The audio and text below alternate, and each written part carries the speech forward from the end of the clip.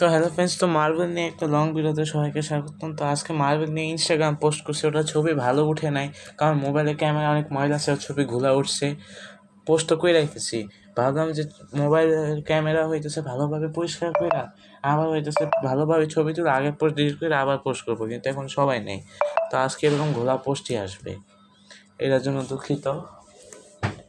এখন এটা কেন হয় এটা তো আমি এক্স্যাক্টলি ঠিকভাবে কইতে পারি না। আমি চাইলে কিন্তু নিজের মোবাইল কিন্তু নিজের ক্যামেরা পরিষ্কার করতে পারি না, এটা আমার আম্মুরে লাগবো, নামাজ পড়তেছে এখনও।